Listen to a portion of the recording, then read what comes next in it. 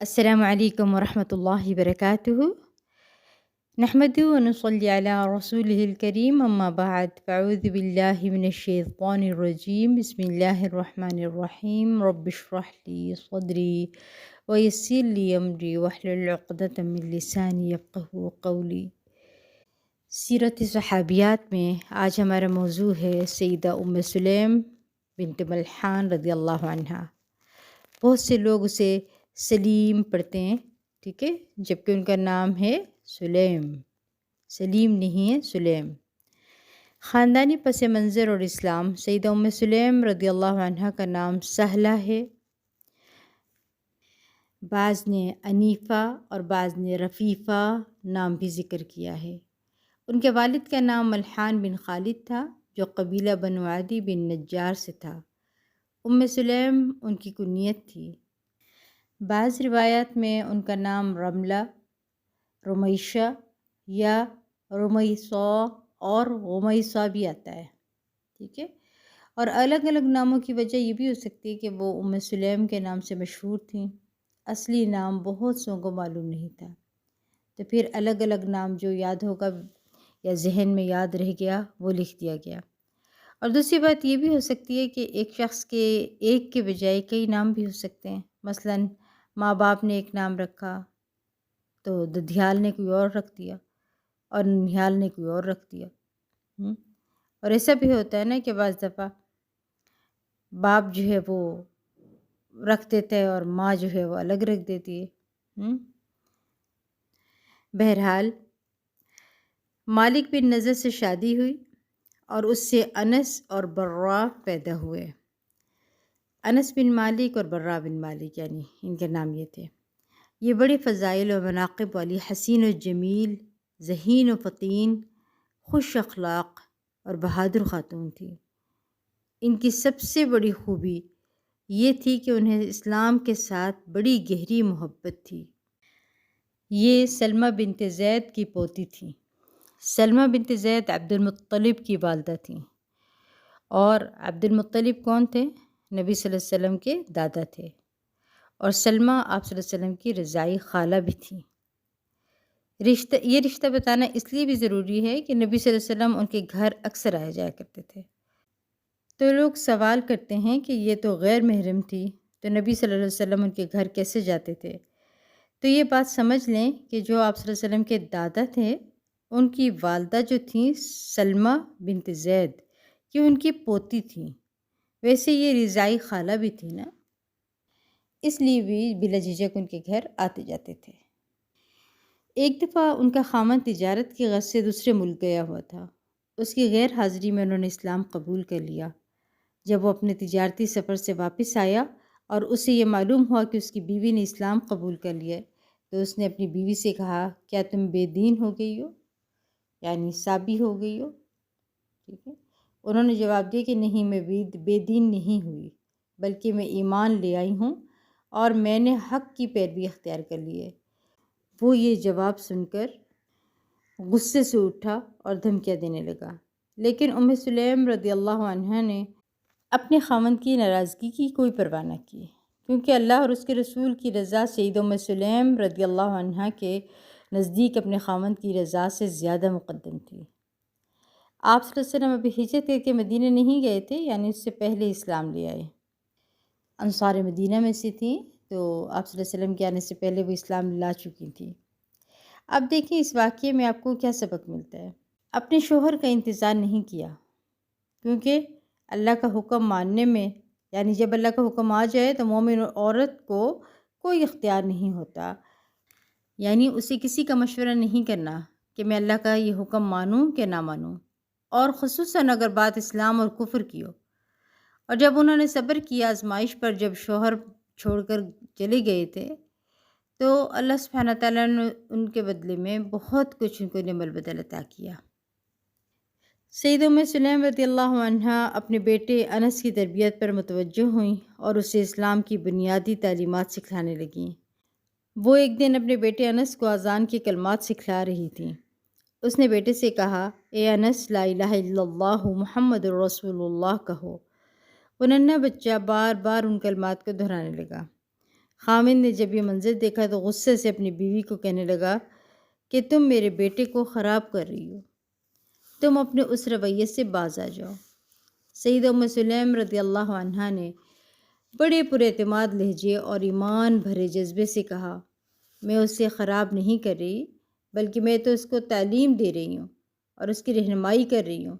یہ تو میرا لاڈلا ہے، میں بھلا اسے کیوں کر خراب کر سکتی ہوں۔ سیدہ ام سلیم رضی اللہ عنہا اور اس کے خاوند کے درمیان اختلافات روز بروز بڑھتے ہی چلے گئے۔ اس نے تنگ آ کر اپنی بیوی کو دھمکی دیتے ہوئے کہا کہ اگر یہی صورتحال رہی اور تم نے اس دین کو نہ چھوڑا تو میں تجھے اور تیرے بیٹے کو اکیلا چھوڑ کر شام چلا جاؤں گا۔ جب مالک بن نضر کو یقین ہو گیا کہ میری بیوی میری بات نہیں مانے گی تو وہ ناراض ہو کر بڑبڑاتا ہوا گھر سے نکل گیا اور اپنی دھن میں جا رہا تھا کہ راستے میں اس کا دشمن اس کے سامنے آ گیا اور اس نے اسے دیکھتے ہی قتل کر دیا۔ بعض روایات میں آتا ہے کہ راستے میں ہی قتل کر دیا گیا اور بعض میں آتا ہے کہ شام پہنچ کر فوت ہوا۔ سیدہ ام سلیم رضی اللہ عنہ کو جب اپنے خامند کے قتل ہونے کا پتہ چلا تو انہیں بڑا صدمہ ہوا، باوجود اس کے کہ وہ سیدہ ام سلیم رضی اللہ عنہ کے اسلام قبول کرنے کی وجہ سے اس کے ساتھ کوئی اچھا سلوک نہیں کرتا تھا۔ اس کا صدمہ اور غم اس بنا پر تھا کہ اس نے اپنے خامند کے ساتھ ایک چھت تلے بہت سے سال گزارے تھے، اس لیے انہیں دکھ ہوا۔ پھر سیدہ ام سلیم رضی اللہ عنہا نے شفقت بھرے انداز میں اپنے یتیم بیٹے انس کی طرف دیکھتے ہوئے کہا کہ یہ جب تک میرا دودھ پینا چاہے گا میں اس سے دودھ پلاؤں گی، کیونکہ اس وقت ذات کی مدت ابھی مقرر نہیں ہوئی تھی نا، اس وجہ سے انہوں نے بات کی۔ جب میرا بیٹا انس مجھے اجازت دے گا تو میں شادی کروں گی۔ سیدہ ام سلیم رضی اللہ عنہ اپنے بیٹے انس کی بہت عمدہ انداز میں پرورش کرنے لگی، اسے آیت الہی کی غذا فراہم کرنے لگی، وہ سیدنا محمد صلی اللہ علیہ وسلم کی سنت سے سیراب ہو کرنے لگی، یہاں تک کہ وہ ایک قابل اعتماد نوجوان کے روپ میں پروان چڑھا۔ اس وقت سیدہ ام سلیم رضی اللہ عنہ کی عقل و دانش نے انہیں اس بات کی طرف رہنمائی کی کہ وہ اسے رسول اللہ صلی اللہ علیہ وسلم کی خدمت میں لے جائے اور آپ سے یہ التجا کرے کہ آپ اسے اپنا خادم بنا لیں تاکہ وہ رسول اللہ صلی اللہ علیہ وسلم کے علم سے سیراب ہو اور آپ کے علاوہ ہر کسی سے بے نیاز ہو جائے۔ جب رسول اللہ صلی اللہ علیہ وسلم نے سیدہ ام سلیم رضی اللہ عنہ کی خواہش کے مطابق اس کے بیٹے کو اپنی خدمت کے لیے قبول کر لیا تو اس کامیابی پر سیدہ ام سلیم رضی اللہ عنہ کو کتنی زیادہ خوشی ہوئی ہوگی۔ اس کے بعد ان کی دوسری شادی ہوئی۔ حضرت ابو طلحہ انصاری شادی کے لیے راغب تھے، انہیں معلوم ہوا کہ ام سلیم رضی اللہ عنہ بیوہ ہو گئی ہیں۔ انہوں نے ام سلیم رضی اللہ عنہ کے فضائل و مناقب کے بارے میں سن رکھا تھا۔ انہوں نے ام سلیم رضی اللہ عنہ کے ساتھ شادی کا ارادہ کر لیا اور دل میں یہ ٹھان لی کہ مہر میں وہ جتنا بھی سونا چاندی مانگے گی میں اس کا مطالبہ پورا کر دوں گا، کیونکہ ابو طلحہ انصاری بڑے دولت مند شخص تھے، مال و دولت کی ان کے پاس کمی نہ تھی، لیکن سیدہ ام سلیم رضی اللہ عنہ اپنے تقوی کی بنا پر دوسری خواتین سے بالکل مختلف تھیں، انہیں سونے چاندی اور دنیاوی مال و دولت کے ساتھ کوئی دلچسپی نہ تھی۔ حضرت ابو طلحہ انصاری کا یہ خیال تھا کہ اس کے مالدار ہونے کی بنا پر ام سلیم رضی اللہ عنہ کے ساتھ بآسانی اس کی شادی ہو جائے گی، لیکن وہاں تو صورتحال اس کے خیالات سے بالکل برعکس تھی۔ اب ہم دیکھتے ہیں کہ ام سلیم رضی اللہ عنہ کس چیز کو پسند کرتی ہیں، وہ ابو طلحہ سے کتنے مہر کا مطالبہ کرتی ہیں، کیا ابو طلحہ مطلوبہ مہر دے بھی سکے گا؟ ان کا مہر دولت نہیں بلکہ کچھ اور تھا، پتہ ہے آپ کو؟ ایک دن ابو طلحہ نے سیدہ ام سلیم رضی اللہ عنہ کے دروازے پر دستک دی۔ سیدہ ام سلیم رضی اللہ عنہ کے بیٹے انس بن مالک نے دروازہ کھولا، اس نے اندر آنے کی اجازت طلب کی، اسے اجازت دے دی گئی۔ اس نے دوران گفتگو شادی کی پیشکش کی تو سیدہ ام سلیم رضی اللہ عنہ نے فرمایا، آپ جیسے شخص کو مسترد تو نہیں کیا جاتا، لیکن صورتحال یہ ہے کہ آپ ایک مشرک شخص ہیں، میرے لیے مناسب نہیں کہ میں کسی مشرک کے ساتھ شادی کروں۔ حضرت ابو طلحہ انصاری نے کہا، اے ام سلیم، آپ جس قدر چاہیں گی میں آپ کو مہر میں سونا چاندی دینے کے لیے تیار ہوں۔ سیدہ ام سلیم رضی اللہ عنہا نے جواب میں کہا کہ میرا مہر اسلام ہے، اگر آپ اسلام قبول کر لیں تو میں آپ کے ساتھ شادی کر لوں گی۔ آپ کے مسلمان ہونے کی صورت میں مہر کے لیے کسی اور چیز کا مطالبہ نہیں کروں گی۔ پھر سیدہ ام سلیم رضی اللہ عنہا نے کہا، اے ابو طلحہ، کیا تم جانتے ہو کہ تمہارے بتوں کو جن کی تم عبادت کرتے ہو فلاں خاندان کا غلام اپنے ہاتھ سے تراشتا ہے؟ جب تمہیں ضرورت محسوس ہوتی ہے تو تم لکڑی سے بنائے گئے اپنے ان بتوں کو چولہے میں آگ کی نظر کر دیتے ہو اور وہ آگ میں جل کر بھسم ہو جاتے ہیں۔ اے ابو طلحہ، کبھی تم نے سوچا کہ جس بت کی تم پوجا کرتے ہو وہ ایک درخت کی لکڑی سے بنایا گیا ہے جو زمین میں سے اگتی ہے، پھر اس لکڑی کو فلاں خاندان کے حبشی غلام نے چیر پھاڑ کر بت کی شکل دی؟ ابو طلحہ نے کہا، بات تو تمہاری سچ ہے، ہوتا تو ایسا ہی ہے۔ سیدہ ام سلیم رضی اللہ عنہا نے فرمایا، اے ابو طلحہ، کیا تمہیں شرم نہیں آتی کہ تم ایک لکڑی کو سجدہ کرتے ہو جو زمین میں سے اگتی ہے، پھر اسے ایک حبشی غلام چیر پھاڑ کر بت کی شکل دیتا ہے؟ ابو طلحہ خاموش ہو گیا اور جواب نہ دے سکا۔ اس نے گردن جھکا لی۔ ام سلیم رضی اللہ عنہا نے کہا کہ اگر تم کلمہ شہادت پڑھتے ہوئے دائرہ اسلام میں داخل ہو جاؤ تو میں آپ کے ساتھ شادی کرنے کے لیے بخوشی تیار ہوں۔ حضرت ابو طلحہ نے کہا، مجھے ذرا سوچنے کا موقع دیجیے۔ ابو طلحہ انصاری اٹھ کر اپنے گھر چلا گیا۔ اس نے غور و فکر کیا، پھر سیدہ ام سلیم رضی اللہ عنہا کے پاس واپس آ کر بآواز بلند پکار اٹھا، اشہد ان لا الہ الا اللہ وان محمد رسول اللہ۔ میں نے اسلام قبول کر لیا۔ اے ام سلیم، میں نے تیرا مطالبہ مان لیا، کیا اب تم خوش ہو؟ وہ کہنے لگی کہ ہاں۔ پھر انہوں نے اپنے بیٹے انس بن مالک رضی اللہ عنہ سے کہا کہ تم ابو طلحہ انصاری کے رضی اللہ عنہ کے ساتھ میری شادی کا اہتمام کرو، یعنی بیٹا بھی ولی بن سکتا ہے۔ ہمارے معاشرے میں بیٹے ماں کے دشمن ہو جاتے ہیں۔ اس کے بعد ابو طلحہ انصاری رسول اللہ صلی اللہ علیہ وسلم کی خدمت میں حاضر ہوئے۔ آپ اپنے صحابہ کرام کو تعلیم دے رہے تھے، ان کی سیدھے راستے کی طرف رہنمائی کر رہے تھے۔ جب رسول اللہ صلی اللہ علیہ وسلم نے ابو طلحہ انصاری کو اپنی طرف آتے دیکھا تو آپ نے صحابہ کرام سے فرمایا، وہ دیکھو ابو طلحہ آ رہا ہے۔ اس کی دونوں آنکھوں کے درمیان اسلام کی چمک اور روشنی محسوس ہو رہی ہے۔ ابو طلحہ انصاری رضی اللہ عنہ نے رسول اللہ صلی اللہ علیہ وسلم کے پاس پہنچ کر آپ کو اس مہر کے بارے میں بتایا جو ام سلیم نے اس سے طلب کیا۔ پھر اس نے ساری محفل کے سامنے اپنے مسلمان ہونے کا اعلان کیا۔ رسول اللہ صلی اللہ علیہ وسلم نے اس کی شادی سیدہ ام سلیم رضی اللہ عنہ کے ساتھ اسلام کو مہر کے قائم مقام ٹھہراتے ہوئے کر دی، یعنی نکاح کس نے کیا؟ آپ صلی اللہ علیہ وسلم نے کیا۔ انصاری کہنے لگے، سیدہ ام سلیم رضی اللہ عنہ کا مہر سب سے زیادہ انوکھا اور نرالا ہے اور وہ ہے اسلام۔ نسائی نے عبداللہ بن ابی طلحہ سے بیان کیا ہے، یہ ان کے پوتے ہیں، ٹھیک ہے، اور انہوں نے سیدنا انس بن مالک رضی اللہ عنہ سے روایت بیان کی، تزوج ابو طلحہ ام سلیم فکان صداق ما بینہما الاسلام اسلمت ام سلیم قبل ابی طلحة فخطبها فقالت انی قد اسلمت فإن اسلمت انکحتك فاسلم فکان صداق ما بینہما۔ ابو طلحہ نے ام سلیم رضی اللہ عنہ کے ساتھ شادی کی اور ان دونوں کے درمیان اسلام بطور مہر قرار پایا۔ ام سلیم رضی اللہ عنہ ابو طلحہ رضی اللہ عنہ سے پہلے مسلمان ہو گئی تھی۔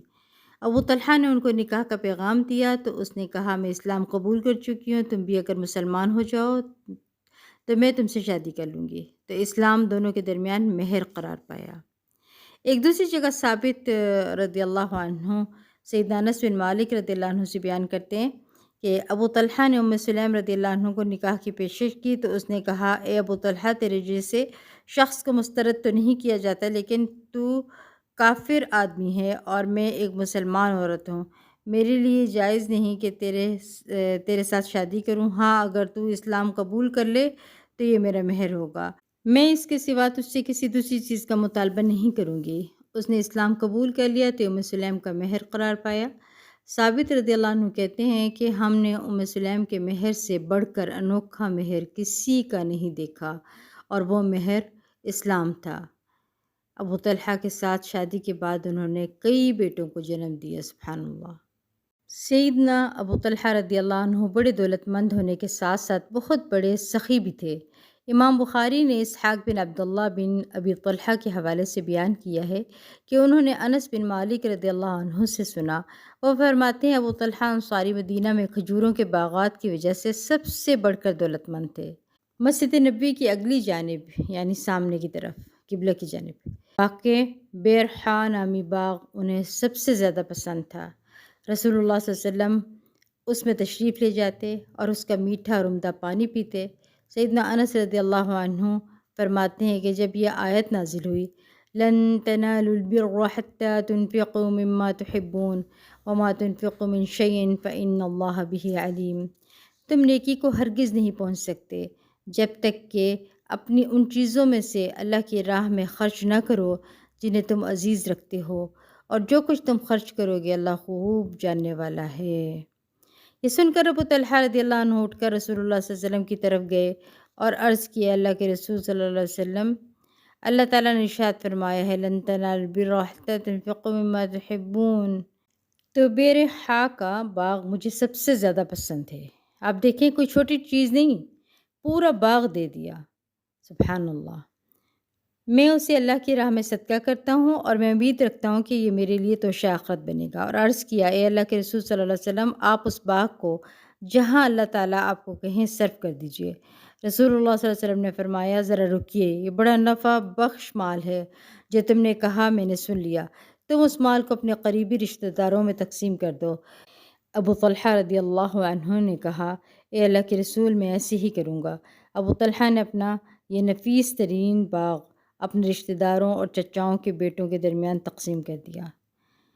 بہترین صلہ رحمی اور پھر ایسے عظیم صحابہ کے ذریعے پھر دین پھیلا آگے جا کے، ان کی نسلوں نے پھر آگے دین پھیلایا، سبحان اللہ۔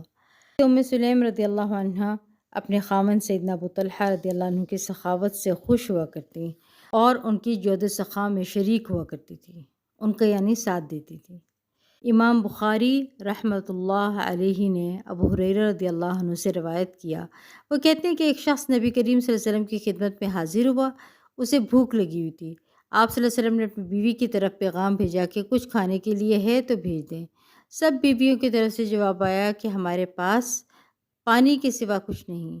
رسول اللہ صلی اللہ علیہ وسلم نے اپنے صحابہ میں یہ اعلان کیا کہ آج اس شخص کو اپنے ہاں کون مہمان بنائے گا؟ انصار میں سے ایک شخص نے کہا، یا رسول اللہ صلی اللہ علیہ وسلم، میں۔ پھر وہ انصاری اس شخص کو اپنے گھر لے گئے اور اپنی بیوی سے کہا، یہ رسول اللہ صلی اللہ علیہ وسلم کا مہمان ہے، اس کی عزت افزائی ہماری سعادت ہے، کچھ کھانے کے لیے ہے تو لے آؤ۔ بیوی نے کہا، اس وقت ہمارے پاس تو گھر میں صرف بچوں کا کھانا پڑا ہے، اس کے علاوہ کچھ نہیں ہے۔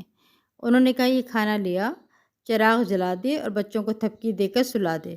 وہ کھانا لے آئی اور چراغ روشن کر دیا اور بچوں کو سلا دیا۔ پھر وہ چراغ کو درست کرنے کے بہانے کھڑی ہوئیں اور چراغ بجھا دیا۔ اندھیرے میں دونوں میاں بیوی نے ایسا انداز اختیار کیا گویا وہ دونوں بھی مہمان کے ہمراہ کھانا کھا رہے ہوں، حالانکہ ان دونوں نے کھانا تھوڑا ہونے کی وجہ سے خود کچھ بھی نہ کھایا تھا، بس ایسا اظہار کر رکھا تھا کہ ہم کھا رہے ہیں، اور مہمان ہی کو کھانے کا موقع دیا، خود ساری رات بھوکے رہے۔ جب صبح ہوئی تو وہ انصاری رسول اللہ صلی اللہ علیہ وسلم کی خدمت میں حاضر ہوا۔ آپ صلی اللہ علیہ وسلم نے دیکھتے ہی فرمایا، اللہ تعالیٰ کو تم دونوں کی طرف سے رات کا کارنامہ بہت پسند آیا ہے۔ اسی مناسبت سے اللہ تعالیٰ نے آیت نازل فرما دی، والذین تبوأوا الدار والایمان من قبلهم يحبون من هاجر الیہم ولا یجدون فی صدورهم حاجة مما اوتوا ويؤثرون على أنفسهم ولو كان بهم خصاصة ومن يوق شح نفسه فأولئك هم المفلحون۔ اور وہ ان لوگوں کے لیے بھی ہے جو ان مہاجرین کی آمد سے پہلے ایمان لا کر دار ہجرت میں مقیم تھے، یعنی انصار۔ یہ ان لوگوں سے محبت کرتے ہیں جو ہجرت کر کے ان کے پاس آتے ہیں، اور جو کچھ ان کو دے دیا جائے اس کی کوئی حاجت تک یہ اپنے دلوں میں محسوس نہیں کرتے۔ یہاں سے کیا سمجھ آ رہا ہے؟ مہاجرین کو مل گیا ہے اور ہمیں نہیں ملا، ایسی سوچ نہیں تھی ان کی، اور اپنی ذات پر دوسروں کو ترجیح دیتے ہیں، خواہ اپنی جگہ خود کیوں محتاج نہ ہوں۔ حقیقت یہ کہ جو لوگ اپنے دل کی تنگی سے بچ گئے وہ فلاح پانے والے ہیں۔ اب دیکھیں، یہ کہانی جھوٹی نہیں ہے، بلکہ خود قرآن بتا رہا ہے کہ یہ کتنی سچی کہانی ہے۔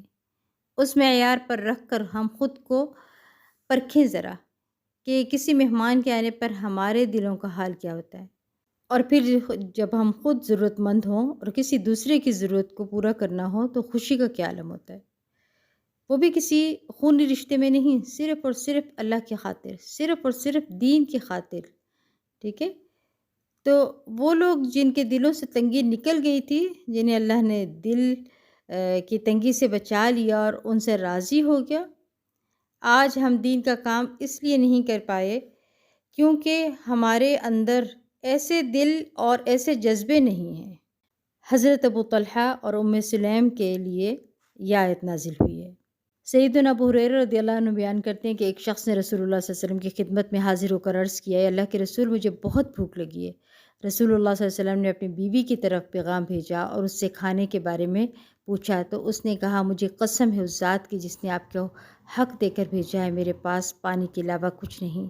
رسول اللہ صلی اللہ علیہ وسلم نے اپنی دوسری بیوی کی طرف پیغام بھیجا، اس نے بھی یہی جواب دیا، یہاں تک کہ ایک کے بعد دیگرے ہر بیوی نے یہی کہا، قسم اس ذات کی جس نے آپ کو حق کے ساتھ بھیجا ہے، ہمارے پاس پانی کے علاوہ کچھ نہیں۔ رسول اللہ صلی اللہ علیہ وسلم نے اپنے پاس بیٹھے ہوئے صحابہ کرام سے کہا کہ آپ میں سے آج کون اس شخص کو اپنا مہمان بنائے گا؟ ایک انصاری شخص کھڑا ہوا اور اس نے کہا، اے اللہ کے رسول صلی اللہ علیہ وسلم، میں اپنا مہمان بناؤں گا۔ پھر وہ انصاری اس شخص کو لے کر اپنے گھر چلا گیا۔ انصاری نے اپنی بیوی سے کہا، تیرے پاس کھانے کے لیے کچھ ہے؟ اس نے کہا، صرف بچوں کا کھانا ہے، اس کے علاوہ کچھ نہیں۔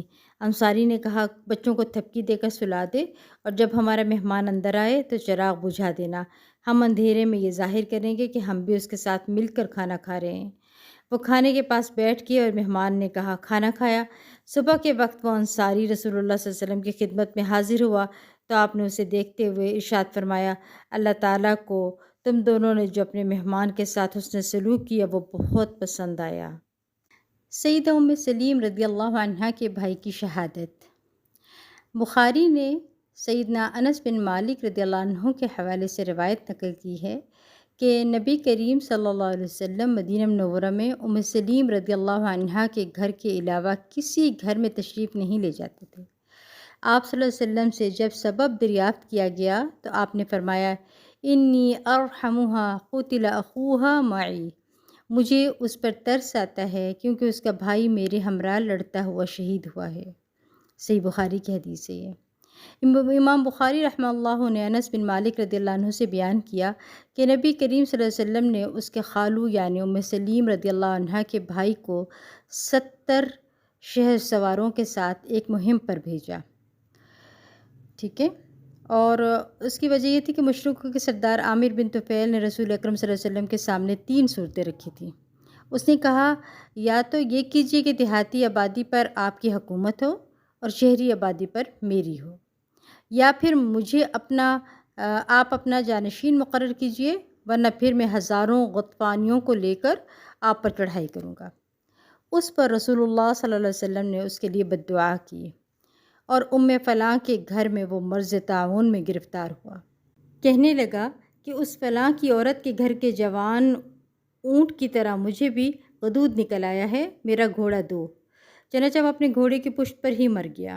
بہرحال سلیم کے بھائی حرام بن ملحان، ایک اور صحابی جو لنگڑے تھے، اور ایک تیسرے صحابی جن کا تعلق بنی فلاں سے تھا، آگے بڑھے۔ حرام نے ساتھیوں سے کہہ دیا کہ تم میرے قریب ہی کہیں رہنا، میں ان کے پاس پہلے جاتا ہوں، اگر انہوں نے مجھے امن دے دیا تو تم لوگ قریب ہی ہو، اور اگر انہوں نے مجھے قتل کر دیا تو آپ حضرات اپنے ساتھیوں کے پاس چلے جائیں۔ چنانچہ قبیلہ میں پہنچ کر انہوں نے ان سے کہا، کیا تم مجھے امان دیتی ہو کہ میں رسول اللہ صلی اللہ علیہ وسلم کا پیغام تمہیں پہنچا دوں؟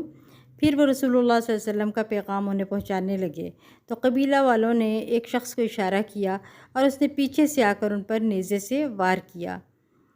حمام نے بیان کیا، میرا خیال ہے نیزہ آر پار ہو گیا تھا۔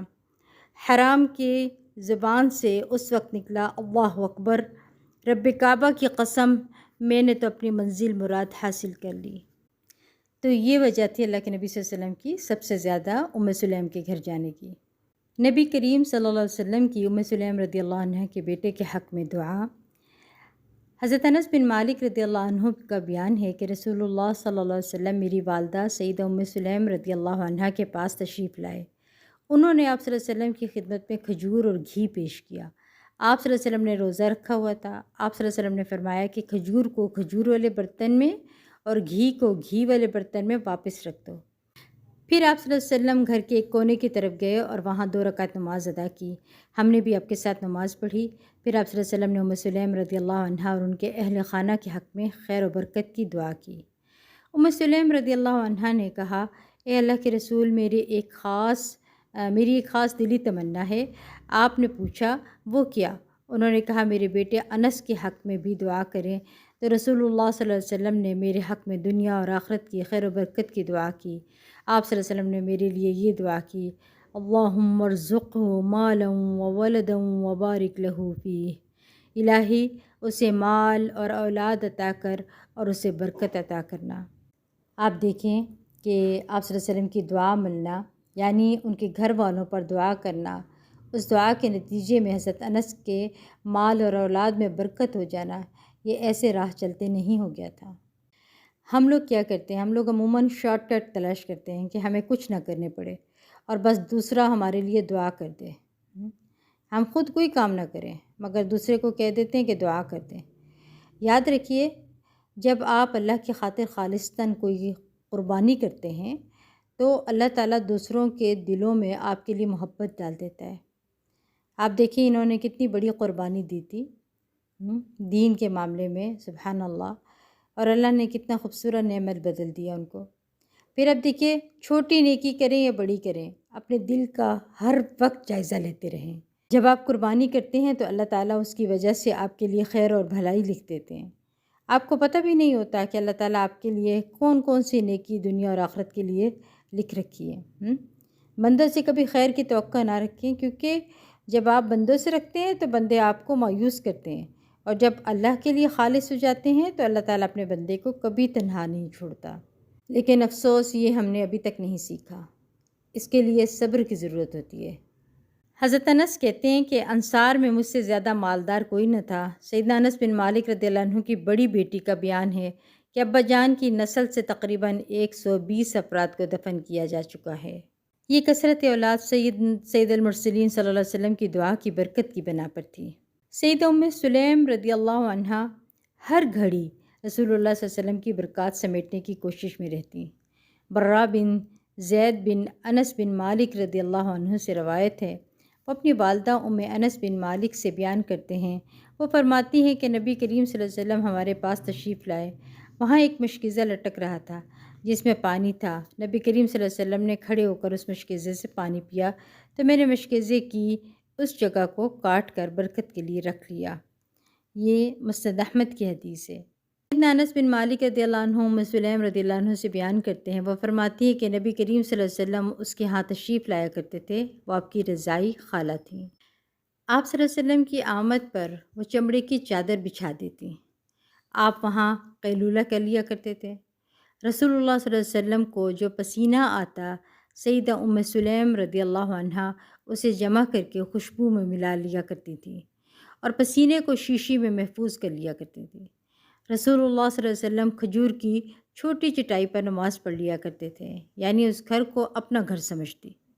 محمد بن موسیٰ نے عبداللہ بن ابی طلحہ سے اور انہوں نے انس بن مالک رضی اللہ عنہ سے بیان کیا کہ نبی کریم صلی اللہ علیہ وسلم چمڑے کی چادر پر لیٹتے تو آپ کا پسینہ بہنے لگتا۔ سیدہ ام سلیم رضی اللہ عنہ تولیے کے ذریعے سے پسینے کو چادر سے لے کر شیشی میں ڈال لیتی۔ نبی کریم صلی اللہ علیہ وسلم نے انہیں دیکھا تو پوچھا، اے ام سلیم، تم یہ کیا کر رہی ہو؟ انہوں نے کہا، میں آپ کے پسینے کو خوشبو میں ملاؤں گی۔ یہ سن کر نبی کریم صلی اللہ علیہ وسلم ہنس پڑے اور انہیں ایسا کرنے سے منع نہیں کیا۔ یہ سنن نسائی کی حدیث ہے۔ انس بن مالک رضی اللہ عنہ کا بیان ہے، وہ فرماتے ہیں کہ نبی کریم صلی اللہ علیہ وسلم ام سلیم رضی اللہ عنہ کے گھر تشریف لائے۔ وہ اس وقت گھر میں موجود نہیں تھیں۔ آپ صلی اللہ علیہ وسلم اس کے بستر پر سو گئے۔ میری والدہ ام سلیم رضی اللہ عنہ کو بتایا گیا کہ نبی کریم صلی اللہ علیہ وسلم تیرے گھر میں سوئے ہوئے ہیں۔ وہ گھر آئیں، دیکھا کہ نبی کریم صلی اللہ علیہ وسلم کا پسینہ بہہ کر بستر پر بچھی ہوئی چمڑے کی چادر پر جمع ہو رہا ہے۔ تو انہوں نے اپنا سنگھار دان کھولا اور تولیے کے ذریعے سے پسینہ سمیٹ کر شیشے میں نچوڑنے لگیں۔ نبی کریم صلی اللہ علیہ وسلم کی اچانک آنکھ کھلی تو آپ صلی اللہ علیہ وسلم نے ان سے کہا، اے ام سلیم، تم یہ کیا کر رہی ہو؟ انہوں نے عرض کیا، اے اللہ کے رسول، ہمیں امید ہے کہ یہ ہمارے بچوں کے لیے باعث برکت ہوگا۔ آپ صلی اللہ علیہ وسلم نے فرمایا، ٹھیک ہے۔ اور یہ صحیح مسلم کی حدیث ہے۔ سید ام سلیم رضی اللہ عنہ کو نبی کریم صلی اللہ علیہ وسلم کی برکات میسر ہوئیں۔ سید ام سلیم رضی اللہ عنہ رسول اللہ صلی اللہ علیہ وسلم کی خدمت اقدس میں وقتاً فوقتاً تحائف پیش کرتیں اور آپ صلی اللہ علیہ وسلم کو اپنے ہاں کھانے پر مدعو کیا کرتی تھی۔ زیارت کے ان اوقات میں وہ رسول اللہ صلی اللہ علیہ وسلم کی برکات سے مستفید ہوتی ہیں۔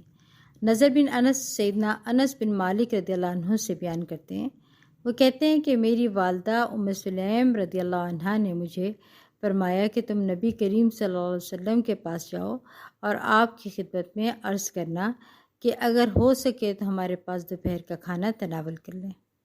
سیدنا انس رضی اللہ عنہ بیان کرتے ہیں کہ میں رسول اللہ صلی اللہ علیہ وسلم کی خدمت میں حاضر ہوا اور اپنی والدہ کا پیغام آپ کو دیا۔ آپ نے فرمایا، کیا جو لوگ میرے پاس اس وقت موجود ہیں وہ بھی کھانے کے لیے آ جائیں؟ میں نے کہا، ہاں ضرور آئیں۔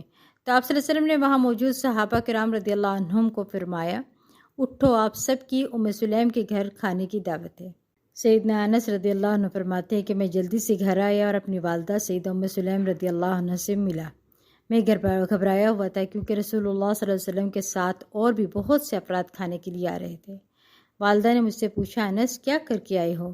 اتنی ہی بات کی تھی کہ رسول اللہ صلی اللہ علیہ وسلم گھر میں تشریف لے آئے۔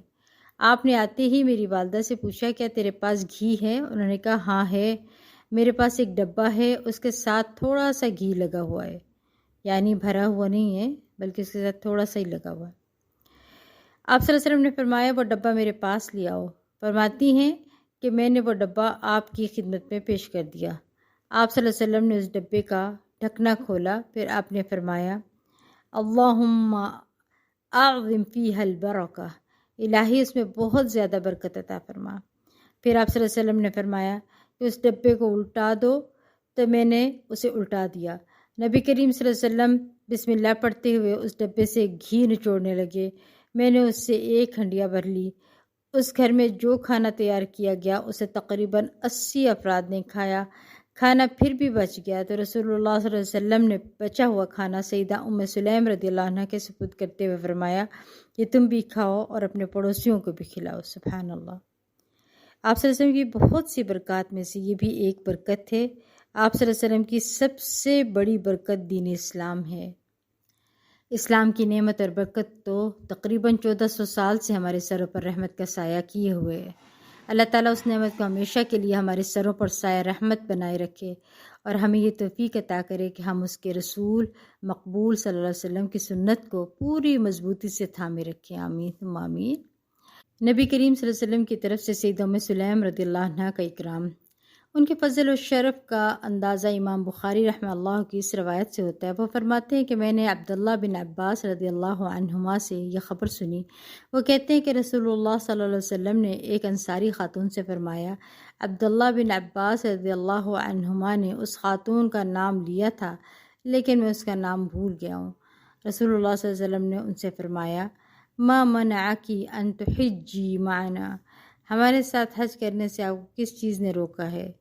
اس نے کہا، ایک اونٹ پر میرا خامد اور اس کا بیٹا سوار ہو کر گئے ہیں اور ایک اونٹ ہمارے لیے چھوڑا ہے جس پر ہم پانی وغیرہ لاد کر لاتے ہیں۔ رسول اللہ صلی اللہ علیہ وسلم نے فرمایا، فَإِذَا كَانَ رَمَضَانُ اعْتَمَرِي فِيهِ فَإِنَّ عُمْرَةً فِي رَمَضَانَ حَجَّةٌ، جب رمضان ہو تو عمرہ کرنا کیونکہ رمضان میں حج کے برابر ثواب ہوتا ہے عمرے کا۔ سیدنا انس بن مالک رضی اللہ عنہ کا بیان ہے، وہ سیدہ ام سلیم رضی اللہ عنہ کے بارے میں فرماتے ہیں کہ وہ نبی کریم صلی اللہ علیہ وسلم کے ازواج مطہرات کے ساتھ محو سفر تھیں اور اونٹنوں کو ایک خودی خواں چلا رہا تھا۔ یہ خودی خواں یہ ہوتا ہے نعت، یعنی اشعار پڑھنے والا، نعت نہیں اشعار پڑھنے والا، ٹھیک ہے۔ رسول اللہ صلی اللہ علیہ وسلم نے فرمایا، اے انجشہ، اونٹنیوں کو آہستہ چلاؤ، اس پر خواتین سوار ہیں۔ مسند احمد کی حدیث ہے یہ، اور بخاری شریف میں انس بن مالک رضی اللہ عنہ کا بیان ہے۔ وہ فرماتے ہیں، میری والدہ حالت حمل میں اونٹنی پر سوار تھیں۔ آپ دیکھ لیں، جسے نبی کریم صلی اللہ علیہ وسلم کا غلام انجشہ ہانک رہا تھا۔ نبی کریم صلی اللہ علیہ وسلم نے اس سے فرمایا، اے انجشہ اپنی سواری کو ذرا آہستہ چلاؤ، اس پر خاتون سوار ہیں۔ ٹھیک ہے، تو یہ کیا ہے؟ حدیث ہے، بخاری کی حدیث ہے۔ اور صبر کرنے والی بھی یہ بہت زیادہ تھیں اور ذہین خاتون بھی تھیں۔ حضرت ابو طلحہ رضی اللہ عنہ کے ہاں ام سلیم رضی اللہ عنہ کے بطن سے ایک خوبصورت بیٹا ہوا۔ دونوں میاں بیوی نے اس کا نام ابو عمیر رکھا۔ دونوں اپنے اس بیٹے سے انتہائی مانوس تھے۔ یہ بیٹا دونوں کی آنکھوں کا تارا، دل کا سہارا اور دونوں کے لیے سعادت کا مرکز و محور تھا۔ وہ اس کے لیے ایک چھوٹا سا پرندہ لائے جس کے ساتھ وہ کھیلا کرتا تھا۔ وہ پرندہ اچانک مر گیا۔ ابو عمیر کو اس پرندے کے مرنے کا بہت صدمہ ہوا۔ ثابت رضی اللہ عنہ سیدنا انس بن مالک رضی اللہ عنہ کے حوالے سے بیان کرتے ہیں، وہ فرماتے ہیں کہ رسول اللہ صلی اللہ علیہ وسلم ہمارے پاس تشریف لایا کرتے تھے۔ میرے ایک چھوٹا بھائی تھا جس کا نام ابو عمیر تھا۔ اس کے پاس ایک چھوٹا پرندہ تھا جس کے ساتھ وہ کھیلا کرتا تھا۔ وہ پرندہ مر گیا۔ ایک دن نبی کریم صلی اللہ علیہ وسلم تشریف لائے تو آپ نے میرے بھائی ابو عمیر کو غمگین دیکھا۔ آپ نے پوچھے غمگین کیوں ہے؟ گھر والوں نے بتایا کہ اس کا پرندہ مر گیا ہے۔ نبی کریم صلی اللہ علیہ وسلم نے فرمایا، یا ابا عمیر ما فعل النغیر، اے ابو عمیر چھوٹے پرندے کو کیا ہوا؟ صحیح بخاری کی حدیث ہے۔ اب دیکھیں کہ ان کا پوچھنا یعنی کس طرح سے ایک احساس، ایک ہمدردی، ایک بچے کے ساتھ بات کرنا کتنا خوبصورت انداز ہے۔ سید ام سلیم رضی اللہ عنہ کو ذہانت و فطانت میں امتیاز اور منصوبہ سازی میں کمال حاصل تھا، یعنی بہت ذہین خاتون تھی۔ امام مسلم نے اپنی کتاب میں ثابت رضی اللہ عنہ اور انہوں نے انس بن مالک رضی اللہ عنہ سے روایت نقل کی ہے۔ کہتے ہیں کہ ابو طلحہ کا بیٹا جو ام سلیم رضی اللہ عنہ سے تھا وہ فوت ہو گیا۔ ام سلیم رضی اللہ عنہ نے اپنے گھر والوں سے کہا، تم ابو طلحہ کو بیٹے کی وفات کے بارے میں نہ بتانا، میں خود اسے بتاؤں گی۔ ابو طلحہ گھر آیا۔ ام سلیم نے اس کی خدمت میں شام کا کھانا پیش کیا۔ اس نے کھانا تناول کیا اور پانی پیا۔ بعد ازاں وہ اپنی بیوی کے ساتھ ہم بستر ہوا۔ جب ام سلیم رضی اللہ عنہا نے دیکھا کہ ابو طلحہ کھانے پینے اور حاجت براری سے آسودہ حال اور خوش دل ہو چکا ہے تو فرمایا، اے ابو طلحہ، آپ کا کیا خیال ہے کہ اگر کچھ لوگوں نے کوئی چیز امانت کے طور پر رکھی ہو اور پھر وہ اپنی چیز کو واپس لینے کا مطالبہ کر دیں تو کیا وہ چیز ان کو واپس نہیں کرنی چاہیے؟ انہوں نے کہا، کیوں نہیں، ان کا حق ہے کہ ان کی وہ چیز ان کے سپرد کر دی جائے۔ سیدہ ام سلیم رضی اللہ عنہا نے فرمایا، دیکھیے ہمارا بیٹا ہمارے پاس اللہ کی امانت تھا، آج اس نے اپنی امانت ہم سے واپس لے لی ہے، وہ اللہ کو پیارا ہو چکا ہے۔ آپ صبر کا دامن تھامتے ہوئے اللہ تعالیٰ کے ہاں اجر و ثواب کی نیت کر لیجئے۔ اب دیکھیں سبحان اللہ، ام سلیم کا صبر پہاڑ تھا۔ پھر ابو طلحہ رضی اللہ عنہ رسول اللہ صلی اللہ علیہ وسلم کی خدمت میں حاضر ہوئے، آپ کو رات کے وقت پیش آنے والے واقعہ کی اطلاع دی تو رسول اللہ صلی اللہ علیہ وسلم نے سیدنا ابو طلحہ رضی اللہ عنہ اور ان کی بیوی کے حق میں برکت کی دعا کی۔ بخاری اور مسلم کی روایت میں آتا ہے کہ حضرت انس یعنی ان کے بیٹے سے روایت ہے کہ جب حضرت طلحہ مسجد سے گھر آئے نا تو اکیلے نہیں آئے تھے، بلکہ گھر آتے ہوئے ساتھ میں کچھ اور مہمان بھی لے آئے تھے، یعنی کچھ اور لوگ بھی ان کے ساتھ تھے، ان کی بھی ساتھ مہمانداری کی تھی انہوں نے۔ پھر برتن وغیرہ سنبھالے، سب سمیٹ کر خود جا کر تیار ہوئی، بناؤ سنگھار کیا اور خوشبو بھی لگائی اور شوہر کے ساتھ لیٹی تو خاوند کو خوشبو سونگھ کر جذبات خاوند کے جو ہے ابھر آئے، اور پھر اس سب سے فارغ ہوئے تو تب ام سلیم نے کہا کہ اگر کوئی اپنی امانت مانگے تو کیا کرنا چاہیے؟ جیسا کہ ابھی آپ نے سنا کہ انہوں نے پھر کہا کہ امانت جو ہے ان کو واپس کر دینی چاہیے۔ سبحان اللہ۔ اس سے پہلے خاوند کے آنے سے پہلے بیٹے کو غسل بھی دیا تھا اور کفن بھی پہنایا تھا، تیار کر کے رکھا تھا بیٹے کو۔ جب ایمان ہوتا ہے نا انسان کے اندر تو جذبات پر کنٹرول کرنا آسان ہو جاتا ہے، صبر بھی آ جاتا ہے۔ یہ ایک بہت ہی خوبصورت جو ہے مثال ہے ہمارے سامنے حضرت ام سلیم کی، بہترین بیوی، بہترین ماں، خوبصورت کردار ادا کیا حضرت انس رضی اللہ عنہ کے ساتھ، ان کی تعلیم میں، ان کے ساتھ جتنا ان کی تربیت میں کیا، اور پھر کس طرح سے نبی پاک صلی اللہ علیہ وسلم کے دعائیں لیتی رہیں، کس طرح نبی پاک صلی اللہ علیہ وسلم کی خدمت کرتی رہیں۔ ایک مثالی خاتون ہیں یہ، ان کی مثال نہیں ملتی ایسی، سبحان اللہ۔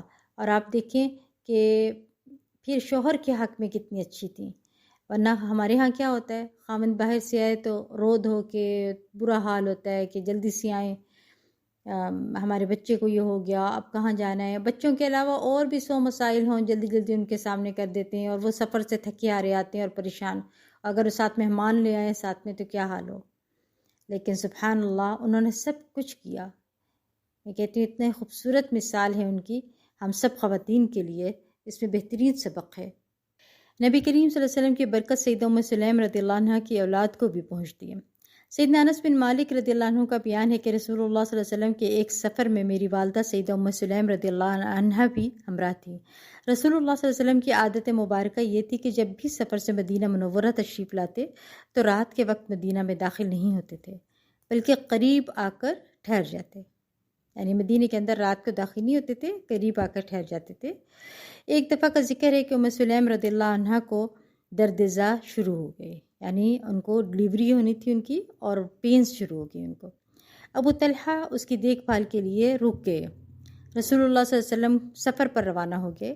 یہ صورتحال دیکھتے ہوئے ابو طلحہ نے یہ دعا کی، الہی تو جانتا ہے کہ مجھے پسند یہ ہے کہ جب رسول اللہ صلی اللہ علیہ وسلم کسی سفر پر روانہ ہوں تو میں بھی ساتھ جاؤں، جہاں آپ داخل ہوں وہاں میں بھی داخل ہونے کی سعادت حاصل کروں۔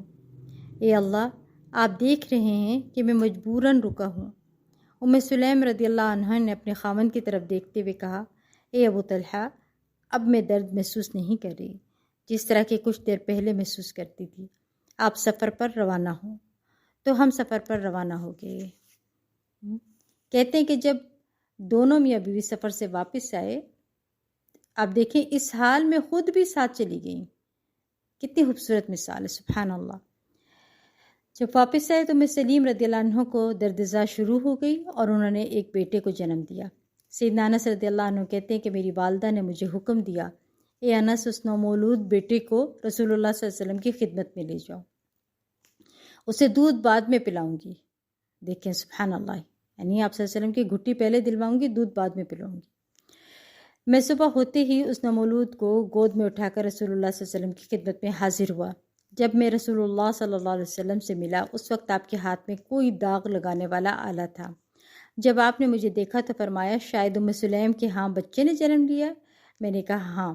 تو آپ نے وہ داغ لگانے والا آلہ زمین پر رکھ دیا اور میں نے آگے بڑھ کر نومولود کو آپ صلی اللہ علیہ وسلم کی گود میں لٹا دیا۔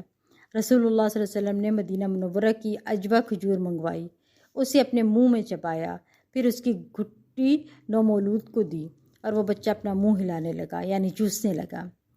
سیدنا انس رضی اللہ عنہ بیان کرتے ہیں کہ رسول اللہ صلی اللہ علیہ وسلم نے بچے کو دیکھ کر فرمایا، انظروا الی حب الانصار التمر، انصار کی کھجور میں دلی رغبت کو دیکھو، یعنی بچہ کتنے مزے سے دیکھ کھا رہا ہے، یہ چوس رہا ہے۔ یعنی سیدنا انس رضی اللہ عنہ کہتے ہیں کہ رسول اللہ صلی اللہ علیہ وسلم نے اس نومولود کے چہرے پر اپنا دست مبارک پھیرا اور اس کا نام عبداللہ رکھا۔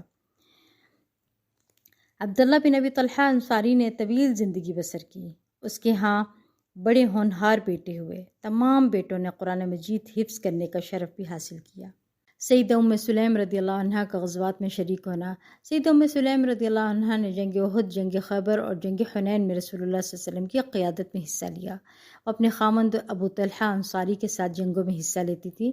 جنگ احد میں سیدہ ام سلیم رضی اللہ عنہ نے پیاسوں کو پانی پلانے اور زخمیوں کی مرہم پٹی کرنے کی خدمت سر انجام دی۔ سیدنا انس رضی اللہ عنہ فرماتے ہیں کہ غزوہ احد میں جب لوگ شکست خوردہ ہو کر نبی کریم صلی اللہ علیہ وسلم سے پیچھے ہٹ گئے تب ابو طلحہ نبی کریم صلی اللہ علیہ وسلم کے سامنے اپنی ڈھال لے کر چکر لگانے لگے، یعنی اس وقت بھی ثابت قدم رہے۔ ٹھیک ہے، اتنے خوبصورت ہے ان کا یہ کردار، سبحان اللہ۔ انہوں نے رسول اللہ صلی اللہ علیہ وسلم کو اپنی اوٹ میں لے لیا، یعنی اپنے پاس چھپا لیا۔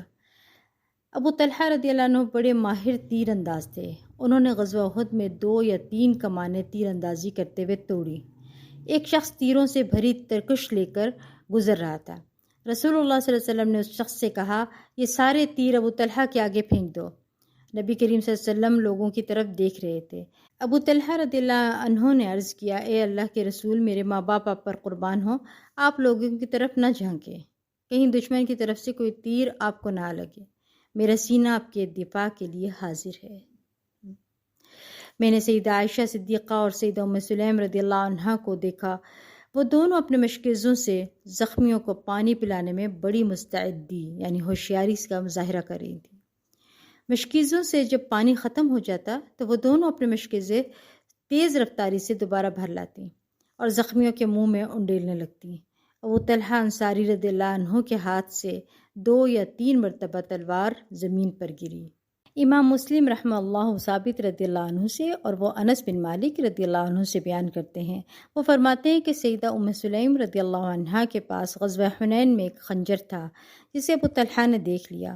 انہوں نے عرض کیا، اے اللہ کے رسول، ام سلیم کے پاس خنجر ہے۔ رسول اللہ صلی اللہ علیہ وسلم نے اس سے پوچھا کہ اس خنجر کو کیا کرو گی؟ انہوں نے کہا کہ اگر کوئی مشرک میرے قریب آیا تو میں اس خنجر سے اس کا پیٹ پھاڑ دوں گی۔ یہ سن کر رسول اللہ صلی اللہ علیہ وسلم ہنسنے لگے۔ پھر انہوں نے کہا، اے اللہ کے رسول، جو نئے نئے مسلمان ہوئے ہیں اور آپ نے ان کو آزادی دے کر اپنی صفوں میں شامل کر لیا ہے، یہ لوگ ہماری ہضمیت کا باعث بنے ہیں، ان کو قتل کر دیجئے۔ یعنی اس کا مطلب ہے کیونکہ ان کی وجہ سے ہمیں پریشانی اٹھانی پڑی ہے۔ رسول اللہ صلی اللہ علیہ وسلم نے فرمایا، اے ام سلیم، اللہ کافی اور بہت بہتر ہے۔ یہ صحیح مسلم کی حدیث ہے اور صحیح بخاری میں بھی یہی روایت ہے۔ اس سے کیا پتہ چلتا ہے؟ حالانکہ وہ بہت ذہین تھی، بہت سمجھدار خاتون تھی، لیکن انہوں نے جب دیکھا کہ اتنی تکلیفیں پہنچ رہی ہیں ان نئے مسلمانوں کی وجہ سے جو نئے نئے آئے ہیں اور ابھی اس طرح سے کر رہے ہیں، کیونکہ یہ لوگ پلٹ بھی گئے تھے واپس، تو اس وجہ سے انہوں نے جو ہے نا یہ بات کی تھی، لیکن آپ صلی اللہ علیہ وسلم نے ان کی بات کو نہیں مانا۔ اور دیکھیں، کیونکہ اللہ کے نبی صلی اللہ علیہ وسلم تو دشمنوں کو بھی اپنا بنا لیتے تھے، تو ان کے ساتھ بھی جو ہے وہ برا سلوک نہیں کرتے تھے، یہ تو پھر مسلمان تھے۔ غزوہ خیبر میں سیدہ ام سلیم رضی اللہ عنہ رسول اللہ صلی اللہ علیہ وسلم کے ہمراہ تھیں۔ جب آپ صلی اللہ علیہ وسلم صفیہ بنت حی کے ساتھ رشتہ ازدواج میں منسلک ہوئے تو سیدہ ام سلیم رضی اللہ عنہ نے صفیہ بنت حی رضی اللہ عنہ کو آراستہ و پیراستہ کر کے دلہن کا روپ دیا اور اس کی کنگھی وغیرہ کرنے کی خدمت سر انجام دی۔ اب دیکھیں، کنگھی وغیرہ کرنا، بناؤ سنگار دلہن کو سجانا، یہ ہمیں سنت سے ملتا ہے۔ نبی کریم صلی اللہ علیہ وسلم نے شادی کے بعد فرمایا کہ جس کے پاس کھانے پینے کی کوئی چیز ہے تو وہ لے آئے۔ ایک چادر بچھا دی گئی، کسی نے اس میں کھجوریں رکھی اور کسی نے گھی۔ غرض یہ کہ جس کے پاس جو کچھ بھی کھانے کی چیز تھی وہ اس چادر پر رکھ دی گئی۔ پھر ان سب اشیاء کو ایک ساتھ ملا دیا گیا اور سب نے مل کر کھایا۔ یہ رسول اللہ صلی اللہ علیہ وسلم کی طرف سے ولیمے کی دعوت تھی۔ اس سے ہمیں ون ڈش کا بھی ثبوت ملتا ہے، ٹھیک ہے۔ سیدہ ام سلیم رضی اللہ عنہ خاتون جنت۔ سیدہ ام سلیم رضی اللہ عنہ کو یہ سعادت حاصل ہوئی کہ انہیں رسول اللہ صلی اللہ علیہ وسلم کا قرب اور خوشنودی حاصل ہوئی۔ ان کو یہ بھی شرف حاصل تھا کہ رسول اللہ صلی اللہ علیہ وسلم کئی مرتبہ ان کے گھر تشریف لائے۔ سیدہ ام سلیم رضی اللہ عنہ کو احادیث رسول اللہ صلی اللہ علیہ وسلم روایت کرنے کی سعادت بھی حاصل ہوئی۔ انہوں نے نبی کریم صلی اللہ علیہ وسلم سے 14 احادیث روایت کرنے کا شرف حاصل کیا، جن میں سے بعض احادیث کو شیخین یعنی امام بخاری اور امام مسلم نے نقل کیا ہے۔ اور سیدہ ام سلیم رضی اللہ عنہ سے ان کے بیٹے سیدنا انس بن مالک، حبر الامہ سیدنا عبداللہ بن عباس، سیدنا زید بن ثابت اور ان کے علاوہ دیگر صحابہ رضی اللہ عنہم نے بھی احادیث روایت کرنے کا اعزاز حاصل کیا۔ سیدہ ام سلیم رضی اللہ عنہا ایک ایماندار، دین کی پابند، اپنے رب کے حق کو پہچاننے والی، اپنے نبی صلی اللہ علیہ وسلم کی اطاعت گزار، اپنے خاوند کے حقوق ادا کرنے والی، اپنے بیٹوں کی احسن انداز میں تربیت کرنے والی، کافروں اور منافقوں کے خلاف جہاد کا علم بلند کرنے والی، ان پر پوری شدت کے ساتھ حملہ آور ہونے والی اور رسخیوں کے لیے ایک مثالی نمونہ بننے والی خاتون تھیں۔ یہ سب خوبیاں انہوں نے حبیب کبریا صلی اللہ علیہ وسلم کے مدرسے سے حاصل کی تھیں۔ رسول اللہ صلی اللہ علیہ وسلم کے چشمہ رحمت ہی سے وہ سیراب ہوئی تھیں۔ وہ مدرسہ نبوی کی ایک ہونہار شاگردہ تھیں۔ سیدہ ام سلیم رضی اللہ عنہ کو رسول اللہ صلی اللہ علیہ وسلم کی زبان مبارک سے جنت کی بشارت ملی۔ سبحان اللہ، یہ وہ خاتون ہے جنہیں دنیا میں ہی جنت کی بشارت ملی۔ ہم عام طور پر عشرہ مبشرہ کو جانتے ہیں، یعنی مردوں کو جانتے ہیں، مگر ہم یہ نہیں جانتے کہ کچھ خواتین ان کی زندگی میں جنت کی بشارت انہیں مل گئی تھی، ٹھیک ہے۔ ان کے علاوہ جن خواتین کو دنیا میں ہی جنت کی بشارت ملتی ہے وہ یہ ہیں: حضرت فاطمہ، ام رومان، حضرت خدیجہ، حضرت آسیہ۔ سیدنا انس بن مالک رضی اللہ عنہ سے روایت ہے، فرماتے ہیں کہ نبی کریم صلی اللہ علیہ وسلم نے فرمایا، میں جنت میں داخل ہوا تو میں نے جوتوں کی آہٹ سنی۔ میں نے کہا یہ کون ہے؟ فرشتوں نے کہا یہ انس بن مالک کی والدہ غمیصہ بنت ملحان ہیں۔ ایک دوسری روایت میں محمد بن منقدر جابر بن عبداللہ رضی اللہ عنہما کے حوالے سے بیان کرتے ہیں کہ رسول اللہ صلی اللہ علیہ وسلم نے فرمایا، مجھے جنت دکھلائی گئی، میں نے اس میں ابو طلحہ کی بیوی کو دیکھا، پھر میں نے جوتوں کی آہٹ سنی تو وہ بلال رضی اللہ عنہ تھے۔ ٹھیک ہے، یہ دونوں حدیث صحیح مسلم کی حدیث ہے۔ اللہ سبحانہ تعالیٰ سید ام سلیم رضی اللہ عنہ اور ان کے خاوند سیدنا ابو طلحہ انصاری رضی اللہ عنہ پر اپنی رحمت کی برکھا برسائے اور انہیں جزائے خیر سے نوازے، آمین یا رب العالمین۔ وآخر دعوانا ان الحمد للہ رب العالمین، سبحانک اللہم و بحمدک، اشہد ان لا الہ الا انت، استغفرک و اتوب الیک۔ السلام علیکم ورحمۃ اللہ وبرکاتہ۔